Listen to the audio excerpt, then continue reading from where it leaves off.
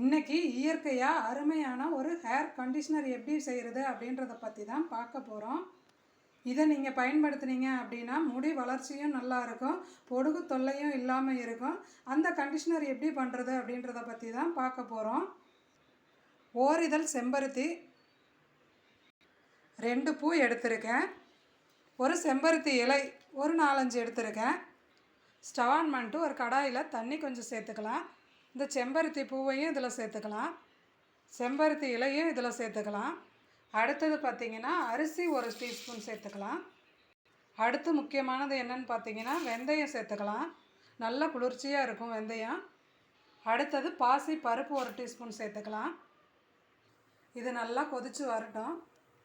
இப்போ இது நல்லா கொதிக்குது. பாசி பருப்பு வெந்தயம் இதெல்லாம் கொஞ்சம் நல்லா வேகட்டும். இப்போது ஸ்டவ் ஆஃப் பண்ணிக்கலாம். இதை நல்லா ஆற வச்சுக்கலாம். இது நல்லா ஆறிடுச்சு. இப்போ இதை ஒரு மிக்ஸி ஜாருக்கு மாற்றிக்கலாம். நான் தண்ணி கம்மியாக ஊற்றுனதுனால அப்படியே இதை மிக்ஸி ஜாருக்கு மாற்றிக்கிறேன். நீங்கள் தண்ணி அதிகமாக ஊற்றிருந்தீங்க அப்படின்னா கொஞ்சமாக வடிகட்டிக்கோங்க. முடிஞ்ச அளவுக்கு இதில் தண்ணி கம்மியாகவே ஊற்றி கொதிக்க வைங்க. இதை இப்போ நல்லா பேஸ்ட்டாக அரைச்சி எடுத்துக்கலாம். நீங்கள் தண்ணி அதிகமாக ஊற்றி வடிகட்டி வச்சுருந்தீங்க அப்படின்னா இந்த தண்ணியும் இதில் கொஞ்சம் சேர்த்து அரைச்சிக்கோங்க, தண்ணியை வேஸ்ட் பண்ண வேணாம்.